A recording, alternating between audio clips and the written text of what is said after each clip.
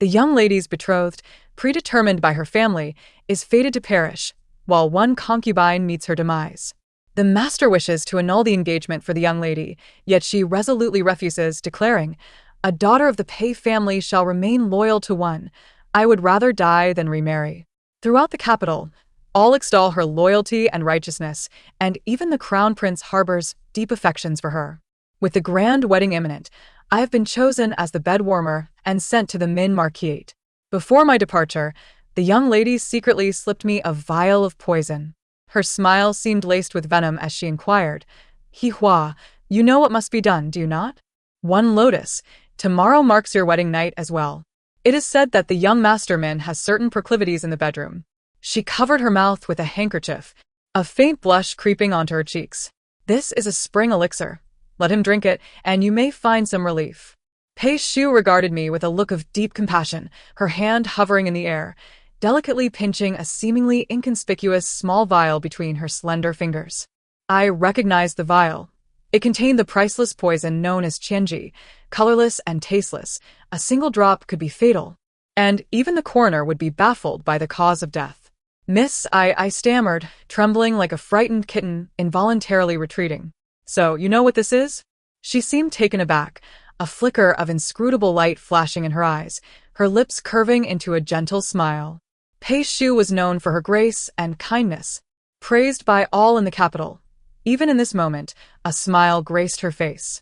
"Lotus, among the maids in the household, you are the most astute. In just a few months, you have risen from a mere kitchen servant to my personal attendant. I trust you. You'll surely assist me. One to you?" She thrust the vial into my hands.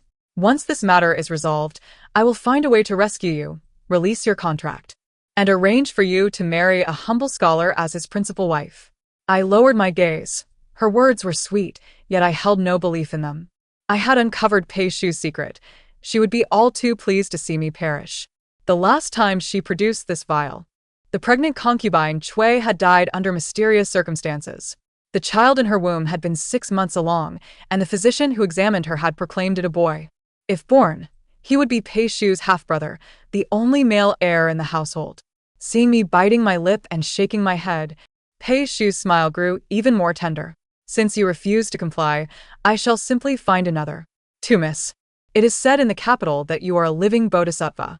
Lotus is grateful for your immense kindness. Should you require anything, I shall not hesitate to brave fire and water for you." I fell to my knees with a thud, repeatedly bowing my head. "Yet you have been chosen as a bed warmer, and now you hesitate at the last moment. There may no longer be a place for you by my side." She grasped my chin and gently lifted my face, clucking her tongue. Such a lovely visage indeed. "No wonder Mama Zhao from the kitchen approached my mother a few days ago, seeking to offer you to her foolish son. Out of pity, I persuaded my mother to select you as my bed warmer, which is why she declined Mama Zhao's request. Now." She released her grip, laughing more heartily. "In a few days, we may very well be calling you Little Mama Zhao." Mama Zhao was the lady of the house's trusted confidant, having managed the kitchen for many years, her household abundant with wealth. Unfortunately, she only bore a foolish son who, even in his 30s, remained childlike in his innocence. Beyond eating, drinking, and performing bodily functions, he could only gaze greedily at the young and beautiful maidens. When I first entered the kitchen, the kind-hearted Mama Lu had suggested I use ash to cleanse my face. "Lotus, if the foolish son of the Zhao family takes a liking to you, you might as well hang yourself." Heeding her advice, I had avoided Mama Zhao and endeavored to become the personal attendant of the young mistress. The day I entered the young mistress's courtyard, I knelt beneath the moonlight, tears streaming down my face.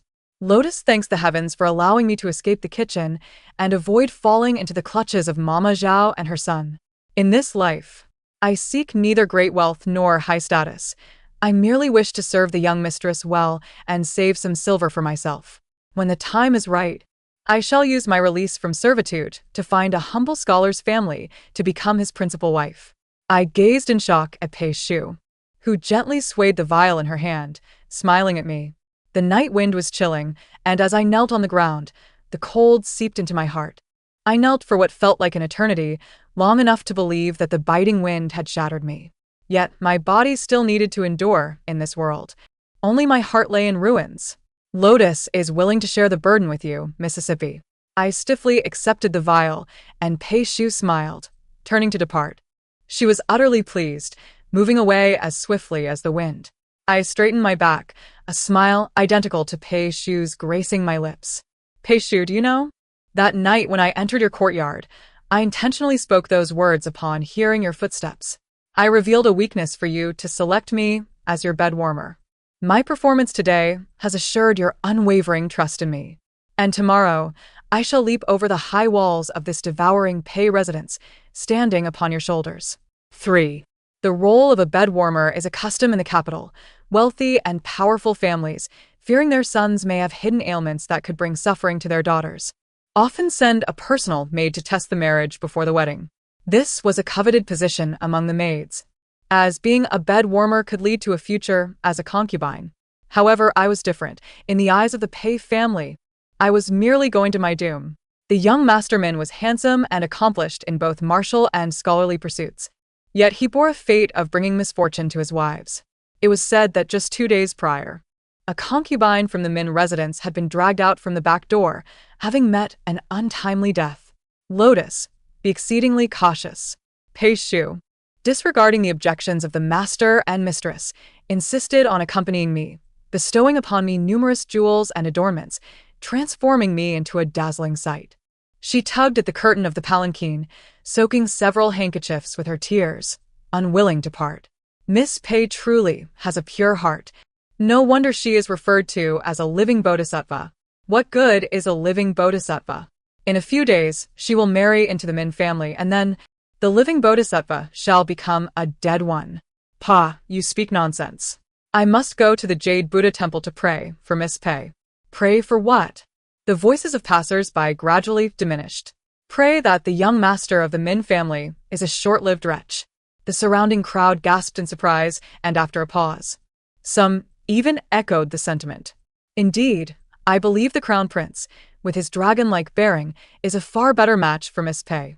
The palanquin curtains fell, cutting off the suddenly radiant smile of Pei Shu. So, this is the intent behind it all, I murmured. Yet, her schemes bore no relation to me. After tonight, if all goes well, I shall escape her grasp. I tightened my grip on the vial, silently plotting. Suddenly, the swaying of the palanquin ceased, and I was guided into a room. Miss Lotus, please rest for a moment. Our young master will arrive shortly. I lifted my head and smiled softly. The maid across from me was momentarily entranced by my beauty, staring blankly. It took her a while to regain her senses, her face filled with regret. I understood. A dying beauty often evokes even greater sympathy. I touched my deliberately adorned, sorrowful face, and out of the corner of my eye, I caught sight of a figure approaching the window, feigning alarm as I lowered my head. I could only hope that the young masterman was a man of compassion. Yet this time, fortune did not seem to favor me. Before I could display the charming demeanor I had practiced for so long, the man before me had already smiled and stripped away my garments, drawing forth a gleaming dagger to press against my neck. Another one, so beautiful it tugs at the heartstrings, I almost hesitate to strike. How about this? I will show mercy and allow you to choose how you wish to meet your demise. I smiled sweetly, pushing aside his dagger and offering him a cup of wine. I am unlike the others. I am both beautiful and clever. Would the young master care to collaborate with me? The wine was exquisite, clear and fragrant. The poison was equally fine, colorless and tasteless. 4. Seeing me stripped bare yet displaying no sign of fear, remaining so composed, Min Zishan's eyes sparkled with intrigue. He sheathed his dagger, smiling at me. You show no surprise at the sight of a dagger. Do you know that the previous women were not killed by me? I smiled lightly, extending the cup of wine towards him. I was certainly aware. I intended to escape the Pei residence by becoming a bed warmer in the Min household, but that did not mean I was willing to be killed. Having made up my mind, I secretly ventured to the potter's field, where I discovered the remains of several concubines. Though their faces were beyond recognition, each bore ghastly scratches upon their bodies, and without exception, a singular, swift stab wound to the chest marked their demise. Thus, I concluded that these concubines had not been killed by the curse. but had met their end at the hands of Min Zishan, since it was not the work of supernatural forces, but rather a human act. My plan could now unfold with greater ease. Min Zishan chuckled. I relish collaborating with intelligent individuals, yet I must ascertain your capabilities first. How about this? He twirled his eyes, seized my wine cup, and pinched my chin to pour it down my throat. Pray tell, how do you intend to preserve your life after consuming the poisonous wine of the Qianji? I was caught off guard, and the entire cup flowed into my mouth, causing a wrenching pain in my abdomen. In the haze, I heard Min Zishan casually command, "Dispose of her in the potter's field." My ears buzzed, and torrents of blood erupted from my mouth. I recalled the visage of Aunt Shui in her dying moments, a reflection of my current state. When I awoke from the boundless darkness, I found myself in the potter's field. The surroundings were eerily silent, with the air thick with the stench of decay. My limbs remained numb. According to the ancient texts my father had collected, it would take another hour before I could move freely. Before being sold to the Pei household, my family's livelihood had been tolerable. My father, a wandering physician of remarkable skill, preferred the simplicity of rural life over mingling with the elite. Thus, he brought me to the countryside, treating the ailments of the impoverished. Regrettably, the healer could not save himself. My father succumbed to a grave illness. With no funds left, I had no choice but to sell myself, using the silver from the Pei household to afford his burial. My father often lamented his inability to provide for me beyond a few tattered books. He had no dowry to bestow upon me. Yet, dear father, today those tattered tomes have preserved my life. The text revealed that there was no antidote for the Qianji poison. However, if the antidote were taken beforehand, the symptoms would remain unchanged, but one could feign death for 2 hours before revival. I gazed at the sparse stars above. Despite being surrounded by countless pale corpses, my heart soared with elation. At last, my arduous scheming had borne fruit, and I had indeed escaped the jaws of death. My heart brimmed with ecstasy as I silently plotted the joyful life that awaited me upon my escape, starting with reclaiming my bond from the Pei household. Just as this thought crossed my mind, I felt a prickling sensation in my limbs, gradually regaining sensation throughout my body. I rose slowly and began to make my way out of the mountain. Suddenly, a crisp applause rang out behind me. Indeed, you have not deceived me. You are a clever one, employing the ruse of feigned death to evade your fate.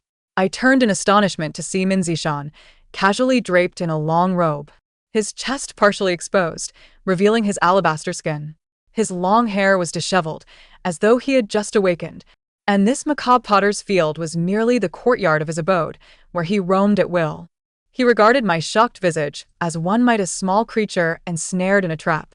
This potter's field is the resting place of the servants of the Min household. After all, you belong to the Pei family. Even if I were to kill you, it would be improper to leave you here.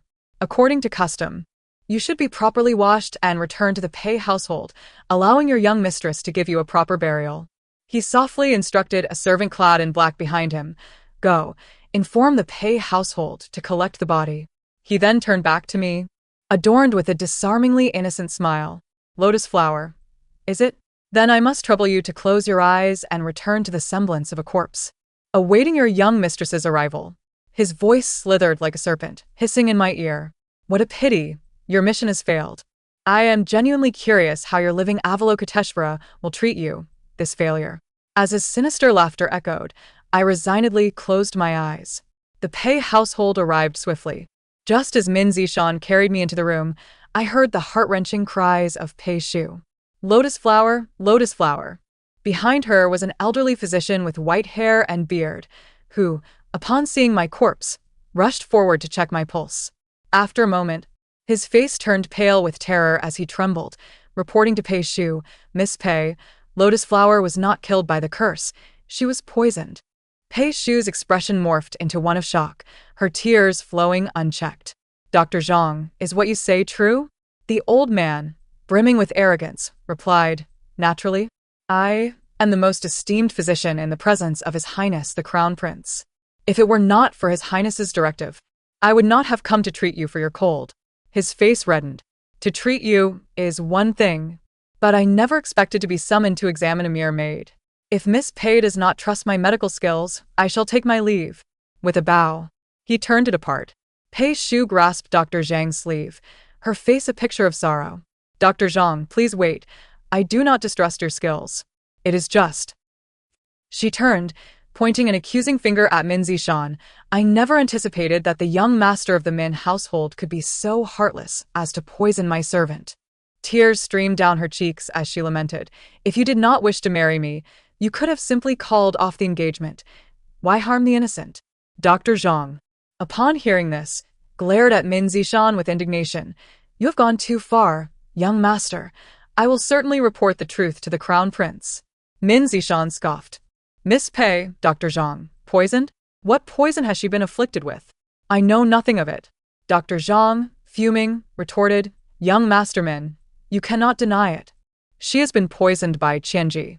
Had it not been for my intervention, no one would have recognized it. Qianji poison? Min Zishan rubbed his chin thoughtfully. I have heard that upon ingestion, one dies within 3 breaths. He seized my wrist, applying pressure to my pulse as I cried out in pain, and with a smile directed at Pei Shu's suddenly pale face, he declared, Miss Pei, you are renowned as the living Avalokiteshvara of the capital. I never imagined your maid possessed such remarkable abilities to survive Qianji poison.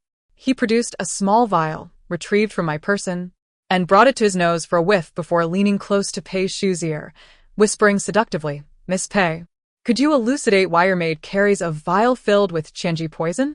And why does the scent on this vial match that of your own? Pei Shu's face flickered between shades of green and white, her delicate hands trembling like leaves in a storm. Min Zishan's gaze flickered momentarily before he resumed his charming demeanor. Fanning himself as he spoke softly, you may either have the Pei family withdraw from the engagement, or Miss Pei may fulfill her promise to wed into my Min household. Choose one. What say you, Miss Pei? Pei Shu's eyes dimmed with despair as she forced a smile.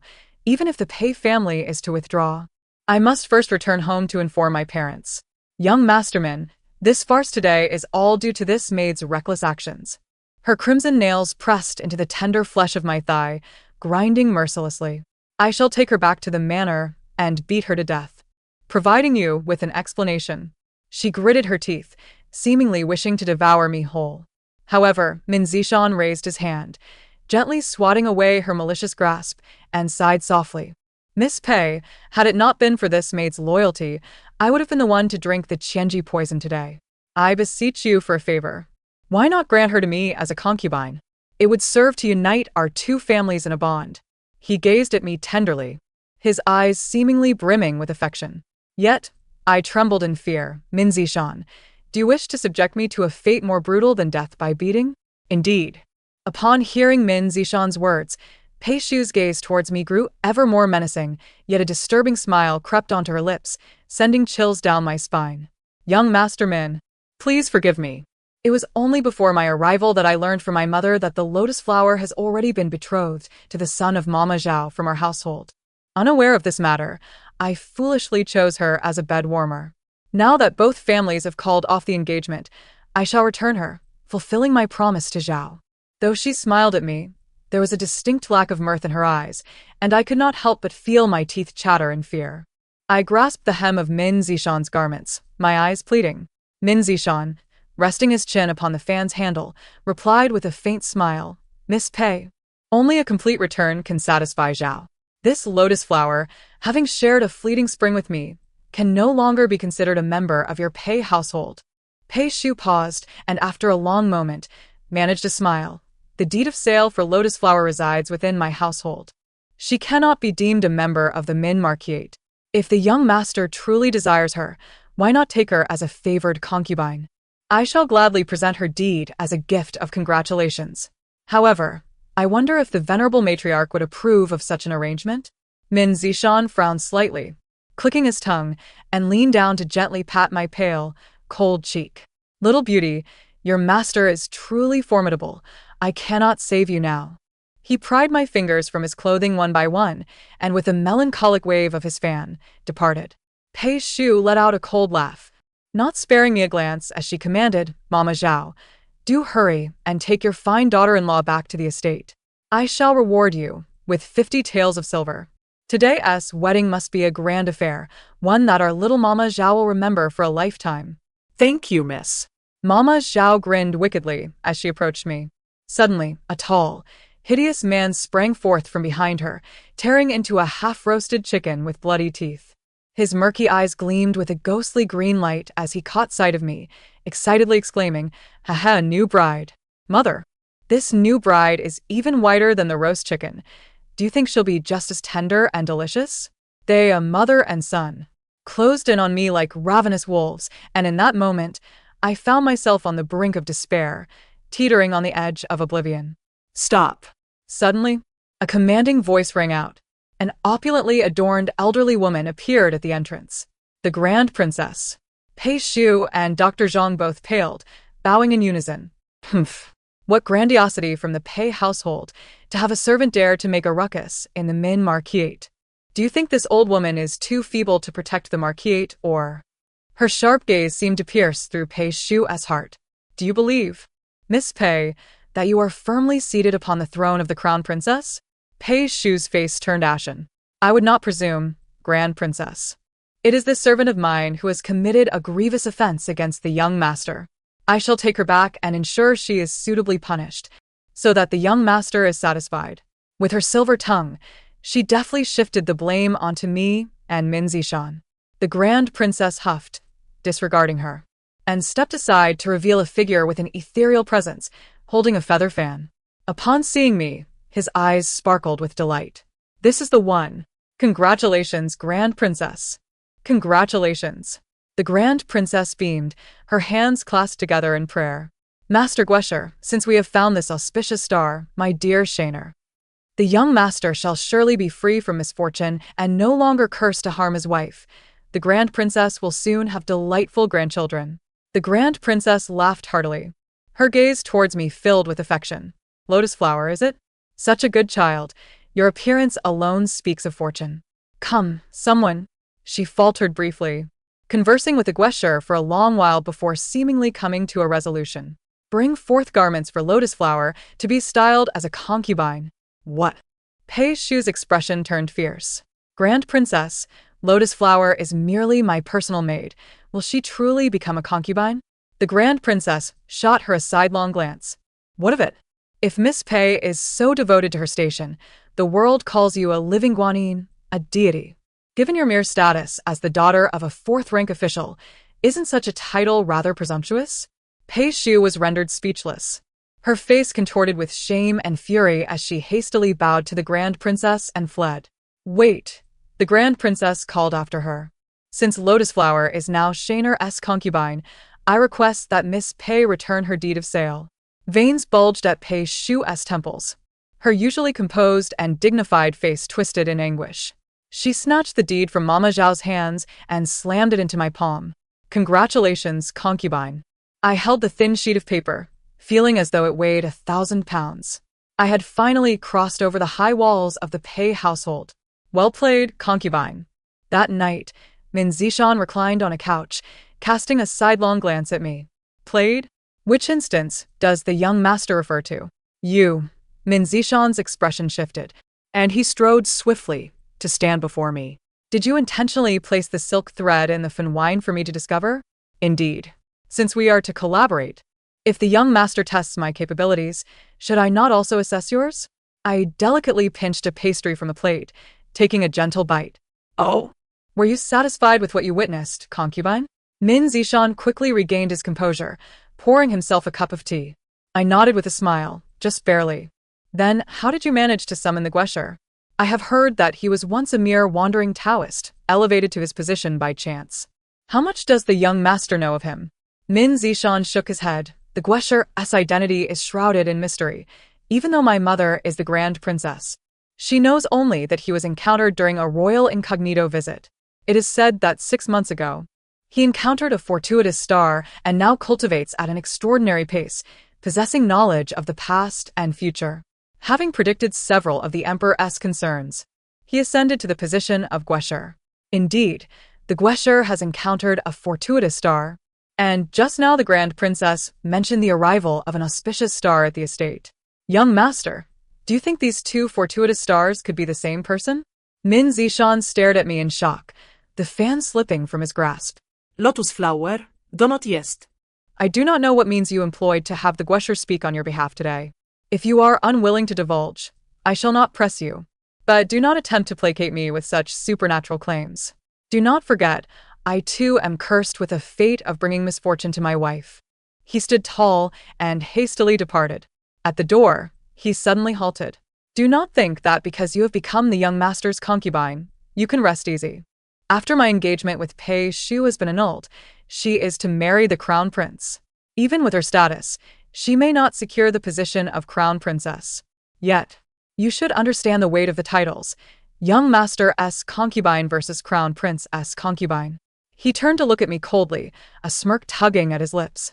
You say we are in a partnership. Yet from what I see, I have assisted you in escaping the Pei family, while you have caused me to lose a living Guanyin fiancé. Should Pei Shu seek to harm you in the future, what leverage do you possess to compel me to aid you again? I brushed the crumbs of the pastry from my hands and gracefully approached Min Zishan, wrapping my arms around his neck, gazing intently into his dark eyes. Just a crown prince's concubine. What is there to fear? If I can aid you in ascending to the throne, then Pei Shu shall be but mud beneath my feet. Why should I fear her? However, the path ahead will not be simple. Do you wish to attempt it, third prince? Min Zishan's icy facade finally shattered, and he drew a dagger, pressing it against my neck. Who exactly are you? His hand trembled slightly, the sharp blade drawing lines of blood upon my skin. I gently moved the blade aside and poured myself a cup of tea. Since the Guesher can foresee the past and future, how could the star that guides him not be aware as well? Now, do you believe I am worthy of collaborating with you? In Min Zishan's eyes, emotions surged tumultuously, doubt, astonishment, and fear, before ultimately settling into serene composure. He unfurled a handkerchief and pressed it against the wound on my neck, lifting my chin with a faint smile. A deal. My side consort, he murmured. He reclined beside me, languidly suggesting, since the auspicious star can discern the past and future, perhaps you might enlighten me on what my next step should be? I closed my eyes, and a torrent of fragmented memories cascaded through my mind. On the very first night of my servitude in the Pei household, for reasons unbeknownst to me, I was able to witness unfathomable visions. For instance, Pei Shu had used the thread poison to eliminate concubine Cui.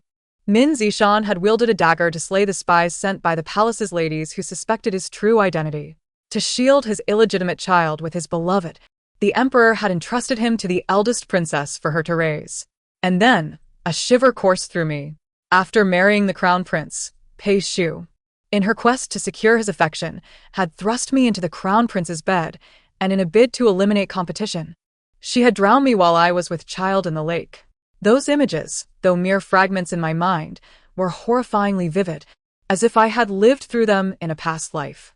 Thus, from the very next day, I resolved to break free from the shackles of fate, determined to live my life in peace, no matter the cost. Tomorrow, outside the palace, you will encounter the crown prince and Pei Shu. They will humiliate you for marrying a woman of lowly status, I warned. Should the side consort then lay low and endure? He queried. No, strike fiercely. Until they are compelled to report to the emperor, came my response. Young master, I hear you had a joyous occasion last night. Marrying a side consort as lovely as a flower, someone remarked. I parted the curtain to gaze outside, where Min Zishan had just dismounted from his carriage, only to be intercepted by the crown prince and Pei Shu. The crown prince, of similar age to Min Zishan, bore deep, dark eyes. Though now they were tinged with fury, the corners slightly reddened. Pei Shu, abandoning her usual dignified demeanor, clung to the crown prince's arm, feigning distress. What is this? Is His Highness here to champion my former fiancé? Min Zishan, fanning himself, raised an eyebrow at Pei Shu. You, the crown prince seethed, his complexion darkening as he swung his fist toward Min Zishan's face. Pei Shu grasped the crown prince's arm, curtsying to Min Zishan with a gentle smile. Young master, you misunderstand. We have come today to sincerely congratulate you. After all, Hehua has served me loyally for so many years. Now that she has found a good home, I am genuinely happy for her. Indeed, it is as Miss Pei says. Since you hold such fondness for Hehua, When Miss Pei and the Crown Prince wed, I shall bring her to your estate for a celebratory gathering." The Crown Prince scoffed. "What lowly person dares to come to my prince's residence? Young master, do you look down upon me?" Min Zishan's expression shifted to one of solemnity as he placed his fan across his chest and bowed to the Crown Prince. "Your Highness, I advise you to choose your words with care. Such talk of lowly persons should be avoided. I am the Crown Prince. I shall say what I wish. Your side consort hails from the countryside and is indeed a lowly person. Your Highness," Min Zishan warned, gripping the Crown Prince's shoulder, teeth clenched. The Crown Prince sneered. "What? Do you wish to strike me?" Suddenly, he delivered a punch to Min Zishan's face, sending him sprawling to the ground. "Your Highness, I remind you once more to tread carefully in your words and actions." Min Zishan wiped the blood from the corner of his mouth, his tone icy. The Crown Prince, witnessing this, laughed rather than grew angry. "Since the young master chooses to associate with lowly individuals, then in my eyes, he too is of the same ilk. Am I not allowed to strike a lowly person as a Crown Prince?" When the palace attendants summoned the emperor, Min Zishan and the Crown Prince were already locked in a fierce struggle on the ground, their clothes disheveled and faces smeared with blood. "Cease this!" the emperor bellowed. "What transpired here?" Pei Shu hastily knelt. "Your Majesty, the Crown Prince kindly came to congratulate the young master on his marriage to a side consort." Yet the young master raised his fists and struck the Crown Prince. She helped the Crown Prince to his feet, deliberately showcasing his bloodied forehead before the emperor. "Speak," the emperor commanded, gesturing to the attendants standing nearby. As Miss Pei stated, it was indeed the young master who first defied the Crown Prince and struck him. The attendants replied, trembling. The emperor cast a discreet, pained glance at Min Zishan, who sat on the ground, gritting his teeth while tending to his wounds. "You are all of the Crown Prince's faction. Your words may be biased. I wish to hear from others." "Your Majesty, I was present at the scene." A middle-aged man, exuding a sage-like demeanor, offered a shallow bow. The emperor's eyes brightened. "The national master is always fair. Please do share." The national master's discerning gaze swept over the faces of those gathered, each harboring their own thoughts. The young master indeed struck first. The emperor's expression soured with disappointment, and he waved his hand. "Bring forth the young master, who has defied authority and acted without decorum. He shall receive 80 strokes and be confined to the Min estate for 3 months." As the Crown Prince and Pei Shu reveled in their triumph, Min Zishan suddenly raised his head, his gaze piercing toward me in the carriage. "Stop!" The national master abruptly halted the guards bearing the punishment staff. "What lowly person dares to come to my prince's residence? Young master, do you look down upon me? Crown Prince, I advise you to choose your words with care. Such talk of lowly persons should be avoided. I am the Crown Prince. I shall say what I wish. Your side consort hails from the countryside and is indeed a lowly person. Your Highness, what? Do you wish to strike me? Your Highness, I remind you once more to tread carefully in your words and actions.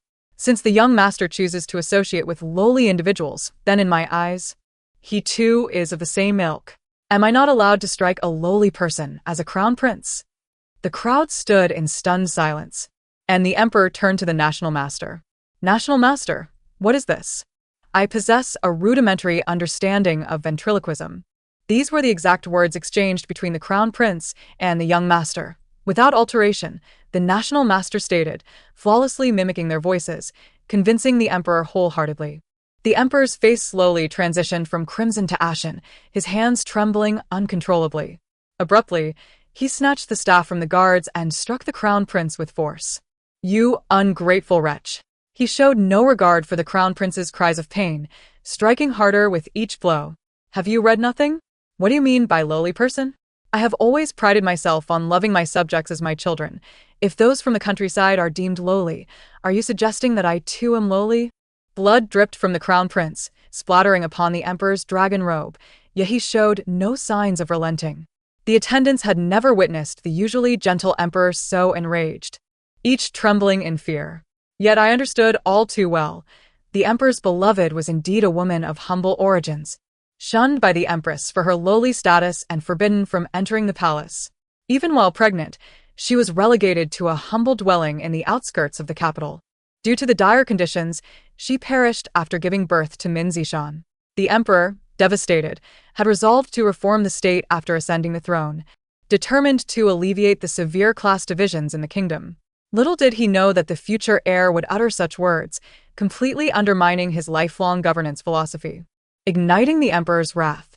Breathless, he pushed away the attendants attempting to mediate and pointed at the crown prince, who lay wailing on the ground, declaring, "The crown prince's conduct is unbecoming, foolish, and reckless. He shall receive 80 strokes and be confined to the crown prince's residence for 3 months." Turning to Min Zishan, the emperor's gaze was complex. "Your royal sister has trained you well." As the farce concluded, Min Zishan climbed into the carriage, casting a glance at me as I gently tended to his wounds. "This spectacle today was not merely to vent your frustrations on the crown prince, was it?" "Of course not," I replied with a smile, pressing my lips together. What else could foster the emperor's disappointment in the crown prince's governance abilities? I extended 2 fingers.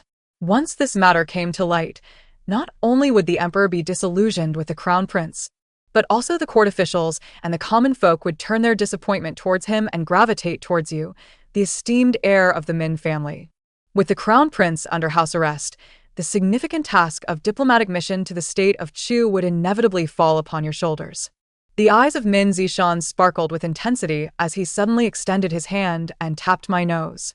"The divine martial army. Is this indeed the scheme you have concocted?" I nodded in affirmation. "The conflict between the state of Yu and the state of Chu is on the brink of eruption. The ministers in court are embroiled in fervent debates over the matters of war and peace. This diplomatic mission to Chu is to negotiate this very issue. If you can grasp the emperor's sentiments on the matter, the divine martial army shall undoubtedly be yours to command. Thus, both civil and military officials, as well as the soldiers and the populace, will all rally behind you. The third prince will surely achieve great things." Min Zishan's face was alight with excitement as he grasped my hand tightly. "Hehua, what do you perceive the emperor's stance towards Chu to be?" I reciprocated his grip, feeling the cold, clammy sweat of our palms. "The emperor is compassionate and cannot bear to see the people suffer amidst the ravages of war. He is resolutely in favor of peace." Min Zishan's expression gradually darkened. "Hehua, but I am unwilling to advocate for peace." He raised his gaze, his eyes burning with fervor as they locked onto mine. "The emperor has favored peace for over a decade, although each negotiation has yielded favorable results. War has yet to befall us. But times have changed." He slammed his fist against the carriage window. "In the past, the state of Chu was weak and did not wish for peace out of desire, but rather out of fear of battle. Now, however, they have sharpened their weapons and their national strength is burgeoning, undoubtedly casting covetous eyes upon the splendid lands of our Yu. If we continue to seek peace at this moment, it will not only be futile, but will also invite further disdain from Chu, breeding a greater greed within their hearts." Watching his clenched fists, a sudden wave of fear surged within me. I instinctively embraced him, my body trembling slightly. He gently patted my shoulder and spoke softly. "Do not worry, before I depart, I will have a serious discussion with the emperor. I will not act impulsively." After bidding him farewell, I remained at home, consumed by worry and unease. Initially, I received letters from him daily, assuring me of his safety. Yet as days turned into 5, then 10, then 20, an entire month passed without a single word from him. My heart was in turmoil, and even my most skilled craft of embroidery faltered. A beautiful piece depicting orchids under the moonlight was marred by bloodstains from my fingertips, transformed into a scene of red plums in the snow. On the 30th day, I finally received news of him. At that moment, I, along with the members of the Min family, found ourselves bound and imprisoned at the execution grounds. Before us stood the crown prince and Pei Shu, clutching an imperial edict, their faces adorned with cold smirks. The traitor Min Zishan defied the emperor's command, unlawfully mobilizing the divine martial army to launch an attack on the state of Chu, only to return in disgrace. The emperor is furious and has decreed the execution of all members of the Min family. Pei Shu sauntered up to me, looking down from her elevated position. "Hehua, How does it feel? You cannot escape my grasp. Tell me, where is Min Zishan?" The crown prince let out a hearty laugh. "He has taken a troop deep into the deserts of Chu, vanishing without a trace." He is likely dead in the wilderness by now. Pei Shu leaned against the crown prince, giggling maliciously. Perhaps I shall instruct the executioners to act swiftly. And you might yet catch up with him at the bridge of helplessness. Amidst their raucous laughter, the incense burned down to its end, and the midday sun bore down upon me. I gazed at the azure sky and managed a bitter smile. Hehua, in this lifetime, you have once again met with defeat. At noon, blood splattered across the execution grounds, and dozens of severed heads rolled upon the ground, eyes wide open in death. Hehua, I have come too late. When Min Zishan stood before me, his face smeared with blood, trembling with exhaustion, I was amidst the decapitated heads of the Chu soldiers. He glanced at me and suddenly pointed to another particularly fierce-looking head, laughing. Look, this is the commander of the Chu army. I pursued him for 3 days and nights before claiming his head. As I surveyed the carnage of blood and dismembered limbs, I found myself inexplicably laughing through my tears. Later, Min Zishan recounted that upon reaching the border, he had initially intended to engage in insincere negotiations with Chu. However, that very night, a drunken Chu general had invaded a border village, disrespecting a maiden from Yu. The girl's parents, enraged, along with the villagers, had beaten the Chu general to death. This act incited the wrath of the Chu army's commander, who, disregarding Min Zishan's counsel, recklessly retaliated, slaughtering the entire village before returning to Chu in triumph. Min Zishan wrapped his arms around me, saying, Hehua, you cannot imagine what the village has become. It is drenched in blood, littered with dismembered bodies, and filled with the hateful gazes of the people. His eyes were filled with sorrow. They harbor hatred not only for the Chu army, but also for me, for the divine martial army, and for the emperor, those who were supposed to protect them. In that moment, I finally understood my own heart. I yearned for battle. 5 days later, Min Zishan, accompanied by a contingent of loyal divine martial soldiers, set out in pursuit of the Chu army's commander. After fierce combat, they ultimately secured a resounding victory, slaying the commander. This triumph brought immense joy to the emperor, who bestowed upon Min Zishan the command token of the divine martial army, further increasing his trust in him. In the subsequent years, although the crown prince and Pei Shu continued to create turmoil through my foresight and Min Zishan's growing reputation, we navigated through the perils unscathed. On the very day my first son was born, the crown prince could bear it no longer and, rallying his maternal family's influence, audacieusely staged a coup. On that day, flames engulfed the streets, and the cries of soldiers echoed in my ears. Seizing the chaos, Pei Shu slipped into my chamber, frantically slaughtering my close handmaidens before wickedly thrusting her dagger towards me and my child. At the critical moment, Min Zishan returned, driving his sword through Pei Shu. He embraced me and our child, tears streaming down his face. Hehua, do not fear, I have returned. From this day forth, you need not be afraid. We stand at the pinnacle together, and no one can harm us again. The crown prince was slain by the divine martial army during the insurrection, and the emperor, overwhelmed with grief, fell unconscious. In his final moments, he publicly revealed Min Zishan's true identity to the ministers and named him the new emperor. I assisted Min Zishan, gaining renown, and the emperor decreed my elevation to empress. Min Zishan glanced at my expression. Hehua, what troubles you? What has brought you unhappiness? I buried my face against his chest. Min Zishan, I am no longer your lucky star. After giving birth, I discovered that the fragmented memories in my mind had vanished without a trace. Min Zishan tightened his embrace, his arms suddenly stiffening. After a long pause, his voice resonated above me. Hehua, you will always be my lucky star. I looked up to find his dark eyes filled with an unfathomable depth, concealing thoughts I could not comprehend. After Min Zishan ascended to the throne, he became engrossed in the demands of governance, and it had been quite some time since he visited my palace. I paid it no mind, spending my days entertaining myself with the child, often declining visits from the national advisor. One day, as the spring breeze wafted gently, it stirred memories of the day I first met Min Zishan. Just as I was smilingly reminiscing about the past, Min Zishan entered, carrying a jug of wine. Empress, he said, removing his dragon robe and donning his old attire, appearing once more as the charming heir of the Min family. He gathered me into his arms and waved for the wet nurse to take the child away. Today, I have a bit of leisure. Let's indulge in some wine together. Your Majesty seems to be in good spirits today. I shall gladly accompany you. He poured himself a cup, then filled another, and offered it to me. The wine was exquisite, clear, and fragrant. I tilted my head back and drank it all in one go. Perhaps it had been too long since I had tasted wine. After just one cup, I felt a slight dizziness. Empress, Empress, I heard Min Zishan's voice calling me. Not receiving a response from me, he suddenly collapsed to the ground, covering his face as he wept. Hehua, I am so sorry. I did not intend to harm you. It is just that you are too formidable. The national advisor has always been your ally. Over the years, you have devised countless schemes for my sake. The courtiers and the divine martial army. Countless civil and military officials have sung your praises. Even my father, in his final moments, extolled your virtues and resolutely appointed you as his successor. You instill within me a profound sense of dread. Thus, Your Majesty, you have long harbored intentions to eliminate me. Yet, fearing my prescient abilities, you have hesitated to act. After I revealed to you that my powers had waned post-childbirth, you could no longer contain your eagerness to strike. Min Zishan gazed at me. Astonishment etched upon his features as I rose slowly. How can you? I smiled faintly.